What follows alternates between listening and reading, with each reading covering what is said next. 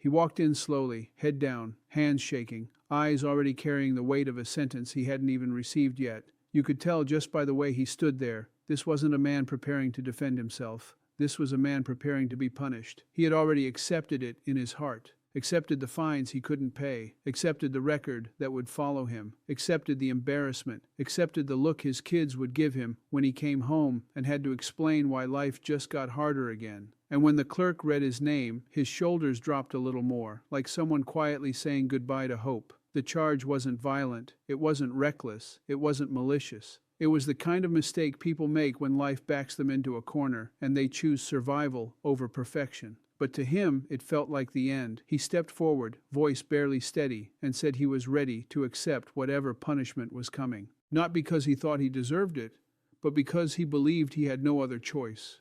And that's when something unexpected happened. Instead of hearing a sentence, he heard a question, a simple question, not about the law, not about the fine, not about his past. A question about his life, about his family, about his job, about how he was getting by, about why he was standing here today. And suddenly, the courtroom wasn't just a courtroom anymore. It became a place where someone finally listened. He explained how he'd been working 2 jobs but still couldn't keep up, how he'd fallen behind after his wife got sick, how every paycheck already had a destination before it even reached his hands, how one bad decision felt smaller than the fear of his kids going without what they needed. He wasn't making excuses, he was telling the truth. And when he finished, he didn't ask for mercy. He just lowered his head again, waiting. The judge paused. Not the kind of pause that makes your heart race, but the kind that makes you feel seen.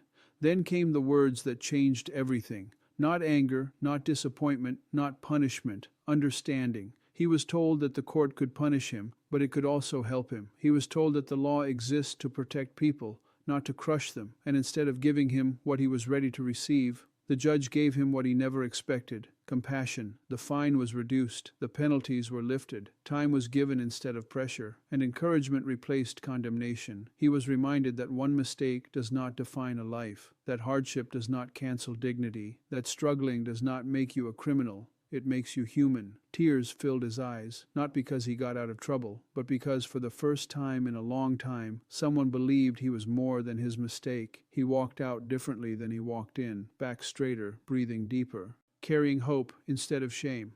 And in that moment, the courtroom became more than a place of judgment. It became a place of healing. Because sometimes, the unthinkable isn't forgiveness. The unthinkable is being reminded that you still matter, that your story still has chapters left, that you are not finished, you are just getting started. He walked into the courtroom with a heaviness that was almost tangible, a weight on his shoulders that spoke louder than any words could. From the moment he entered, you could see it in the slump of his shoulders, in the way his eyes avoided meeting anyone else's gaze. It wasn't just anxiety, it wasn't just fear, it was a deep, bone-deep resignation. He had already made peace with the idea that he was going to face the full force of the law, that the consequences were unavoidable, and that there was no path forward for him other than the one that led to punishment. He had rehearsed it in his mind countless times, each scenario ending the same way: fines he couldn't pay, judgment he couldn't escape, a record that would follow him for the rest of his life. Even his family, the ones he cared about most, had already been dragged into his despair in his own mind. He imagined the disappointment on his children's faces, the subtle shake of his spouse's head, the hushed tone of friends who had once believed in him. Every detail of this imagined punishment had been played over and over until it became almost more real than the present moment. And yet he still walked in. Each step measured, heavy with dread, as if the floor itself might crumble beneath him. He clutched the edge of the podium as he approached, knuckles white, not because he was physically weak, but because he was holding on to the last shreds of composure he had left. His lips trembled slightly, and every breath seemed to cost him more than it should, as if his lungs themselves were weighed down by the inevitability he had accepted. The clerk read his name, and the world seemed to pause for a fraction of a second. That pause stretched in his mind into a lifetime. He had already internalized what was coming. He had already rehearsed the words he would mutter, the apologies he would mumble, the guilty posture he would hold. To him, there was no surprise left, no room for anything other than the outcome he had already decided on. The judge looked at him, and there was a brief flicker of acknowledgement, a human connection that he barely noticed at first because his mind was already consumed with defeat. He had no hope left, or so he thought. He began to speak, voice barely above a whisper. each word carefully chosen to sound as though he had accepted his fate. He explained his circumstances, the struggle of daily life that had led to this moment. He talked about his jobs, how he tried to make ends meet, how bills piled up faster than he could pay them, how sickness and misfortune had followed him and his family relentlessly. There was no excuse in his words, only truth, the kind of raw, painful truth that people often hide because they are afraid of judgment. But he had no more shields left. He had no defenses. He had already surrendered to the idea that punishment was inevitable, and so he spoke honestly, laying out his failures not as an attempt to avoid consequence, but as an acknowledgement that he had reached the end of his own resources, of his own ability to cope. His story was one of ordinary struggle, the kind of story that might go unnoticed by the world, but in that courtroom it hung in the air like a weight that could not be ignored. As he spoke, he did not plead for leniency. He did not ask for mercy. He did not try to argue the law or twist it to his favor. He simply described his life as it was, the hardships he faced, the mistakes he made out of desperation rather than malice, the human errors that come from living under constant pressure and fear. Each word seemed to echo off the walls, bouncing back in the silence that followed. And then there was the pause, the moment that stretched longer than any silence he had ever experienced, the moment where judgment seemed inevitable but was not yet delivered. It was a moment filled with the potential for every possible outcome, a moment where he could feel the weight of justice hanging over him, ready to fall. But something shifted. Instead of the expected declaration of penalty, he heard a question, a simple, quiet question, asked not with anger, not with accusation, but with genuine curiosity, with a desire to understand. It was a question about his life, about the struggles he faced, about why he found himself here, about what had led him to this point. The question pierced through the armor of resignation he had built around himself, a crack in the wall of despair that had been holding him captive. And in that crack, he began to speak again. This time not rehearsed words, but truths he had long buried. He talked about his family, about the fears that haunted him every day, about the nights he stayed awake worrying about how to provide for those he loved. He talked about the shame he carried, the embarrassment that weighed on him more than any legal consequence could, the feeling that he had failed not just himself, but everyone who depended on him. And as he spoke, the courtroom shifted. The air felt different. The space around him seemed less like a chamber of condemnation and more like a room where someone finally wanted to understand. Each word he shared was met not with judgment, but with acknowledgement, a recognition that his story mattered, that his struggle was real, that he was not invisible. And as he finished recounting the hardships that had brought him here, he did not expect the outcome to change. He had already accepted punishment in his heart. That acceptance had been his anchor, the one thing that made him feel as though he could face the world without breaking completely. And yet, when the decision was delivered, it was not the outcome he had prepared for. It was not the punishment he had rehearsed. It was not the sentence he had envisioned as inevitable. Instead, he was met with understanding, with consideration, with an acknowledgement that his circumstances, while they did not excuse mistakes, deserved compassion. The penalties were adjusted, the consequences softened, the weight he had carried so long lifted, not erased entirely, but made manageable, made human. And in that moment, he realized something profound. The world had not ended. His life had not been defined by this mistake. The judgment he had expected had been replaced with a reminder that one error, no matter how significant it feels in the moment, does not determine the value of a person, does not close the door on hope, does not erase the possibility of redemption, and does not take away the dignity that comes from being seen, being heard, and being treated with humanity. The man left the courtroom changed, not because the law had been broken or bent, not because punishment had been avoided, but because he had been reminded of his own worth, because he had been treated not as a number, not as a case, not as a mistake, but as a human being deserving of understanding, deserving of a chance to move forward, deserving of hope. The courtroom was quiet, almost painfully so, as if every sound could disturb the fragile tension that hung in the air. The man stood there, rigid and withdrawn, a portrait of someone who had already surrendered to the inevitability of punishment. His hands were clenched at his sides, not in defiance, but in a desperate attempt to hold himself together. Every inch of his posture spoke of resignation. Every flicker of his eyes told a story of a person who had already decided the worst outcome had already arrived. He had rehearsed the punishment in his mind 1,000 times, visualizing the weight of fines he could not pay, the humiliation he would endure, the judgment that would follow him far beyond the walls of this courtroom. In his mind, he was already behind bars, paying the price for a mistake he did not even know how to rectify. The air seemed heavier around him, pressing down with the force of expectations and assumptions, as if the courtroom itself had already decided his fate. He stepped forward slowly, each movement deliberate, controlled, measured to avoid showing weakness, yet failing to hide the anxiety that rippled through his body. His voice trembled slightly as he began to speak, barely audible at first, as though he were afraid the words themselves might summon the punishment he had anticipated. He did not argue, he did not plead, he did not demand mercy or fairness. He simply began to tell his story, recounting the circumstances that had brought him here, the struggles he had endured, the small, relentless pressures of daily life that had gradually built into this moment. He spoke of financial hardship, of family responsibilities, of the illness that had struck a loved one and left him scrambling to survive. He spoke of long nights, of worry and exhaustion, of decisions made not out of malice or neglect, but out of necessity, decisions that had seemed right in the moment, but had led him here. As he spoke, the room felt alive with the weight of human experience. The judge listened intently, not with judgment, not with impatience, but with a presence that made it clear the words mattered, that the story mattered, that the person telling it mattered. The courtroom was no longer just a place of law and procedure. It had become a space where understanding was possible, where someone's life could be seen in all its complexity rather than reduced to a single error. The man paused, catching his breath, feeling the strain of speaking aloud truths he had held in silence for so long. There was a vulnerability in him, a raw honesty that made every word more significant, more real. He did not hide his fear, he did not mask his shame. He allowed himself to be fully seen, as if in that moment honesty could be a lifeline. The judge asked questions, simple human questions, questions that did not seek to trap or condemn, but to understand. They asked about his daily life, about the pressures he faced, about the ways he tried and failed to keep up, about what had brought him to this point in time. And with each answer, the atmosphere shifted. The courtroom, once heavy with expectation and tension, began to feel like a space of listening, a space where empathy could exist alongside law, where compassion could coexist with justice. The man's story revealed not just mistakes, but resilience, not just failure, but the human effort to survive against overwhelming odds.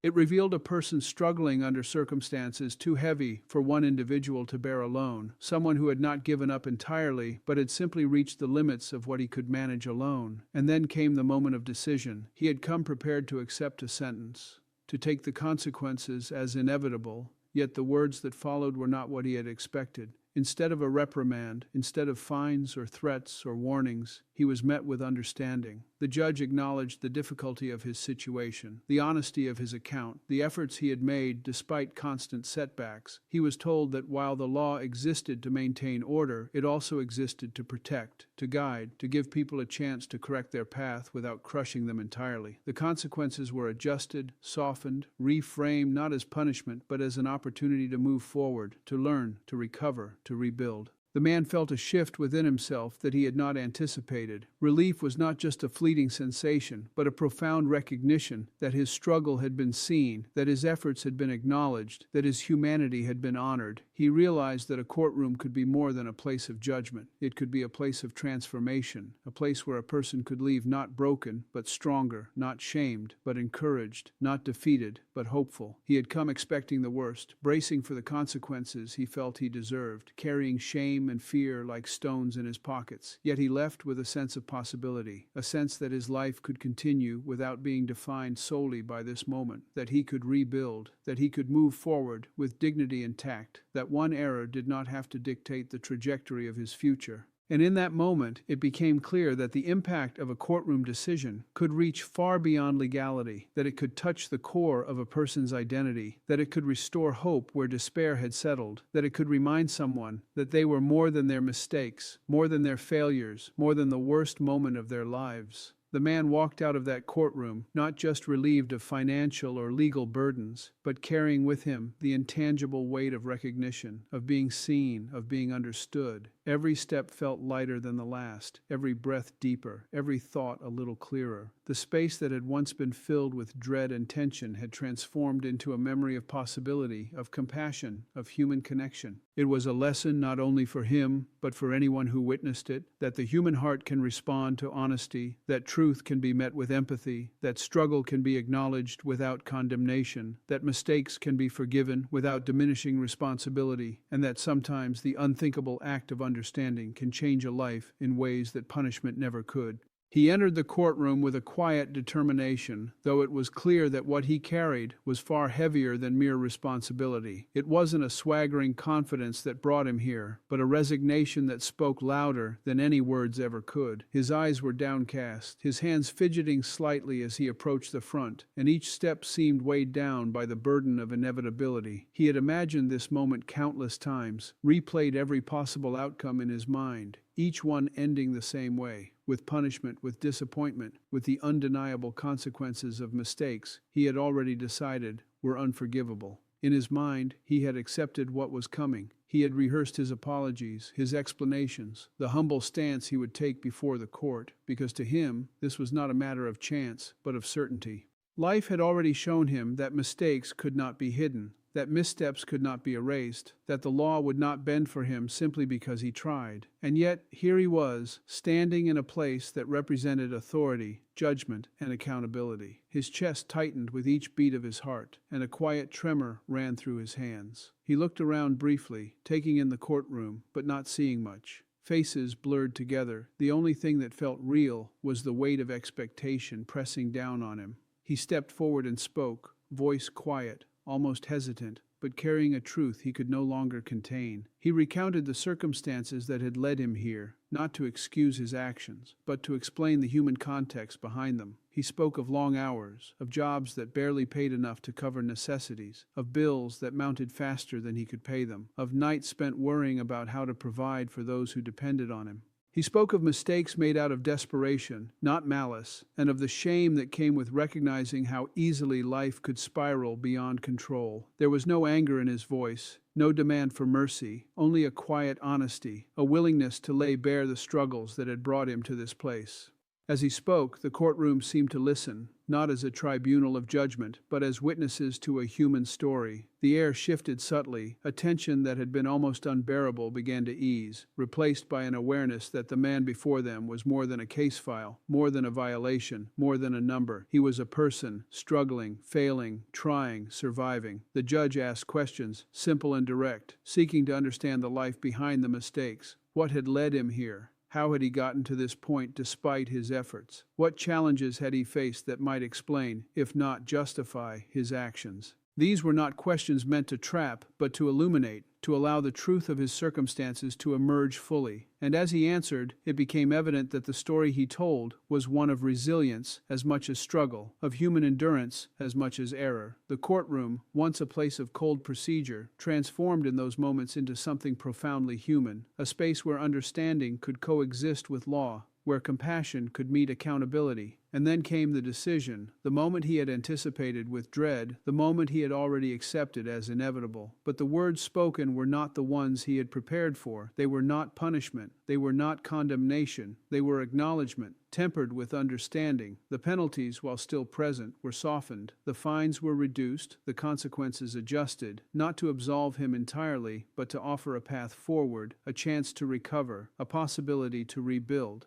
In that instant, he realized that justice was not solely about punishment, but about recognizing humanity, about providing guidance, about allowing for redemption. The man's shoulders, so long burdened with the weight of expectation and fear, began to relax. Even if only slightly, the tension that had gripped him so tightly started to loosen. He felt the first real sense of relief he had known in a long time, not just because he avoided the full weight of consequence, but because he had been seen, truly seen, and treated with dignity. The courtroom, with its formalities and protocols, had become a place of transformation, a place where the human spirit could be touched, where hope could be restored, where one's perception of self could be fundamentally altered. He left that room differently than he had entered. He carried with him not just the relief of eased penalties, but the intangible weight of being recognized, of being understood, of being met not with scorn, but with respect. Each step he took away from the bench felt lighter than the last. Each breath seemed fuller, freer, more alive. He realized that the unthinkable had happened, not through some miraculous intervention, but through the simple act of human understanding, the recognition that mistakes do not define a person, that hardship does not diminish worth, that struggle is a part of life, not a reason for dismissal or degradation. He carried with him a renewed sense of possibility, a recognition that one misstep, no matter how consequential it seemed at the time, did not dictate the trajectory of his life. He had been reminded that accountability and compassion could coexist, that consequences could be tempered with humanity, that justice could be applied without erasing dignity, and that hope could emerge even in moments that seemed darkest. As he walked out of the courtroom, he reflected on what had occurred, not just in terms of law or punishment, but in terms of human connection. He felt a quiet gratitude for the acknowledgement he had received, a relief that surpassed the legal outcome. He understood in that moment that life was not defined by a single mistake or a single moment of hardship, but by the capacity to continue, to rebuild, to persevere, and to grow from every challenge faced. And in that understanding, he found not just relief, but inspiration, a quiet courage to face what came next, a determination to move forward with integrity, and a sense of self-worth that had been missing before he entered the courtroom. It was a reminder that sometimes the greatest impact is not in the punishment delivered, but in the humanity extended, that one act of understanding can reverberate through a life in ways that reshape the future, restore hope, and redefine what it means to be truly seen.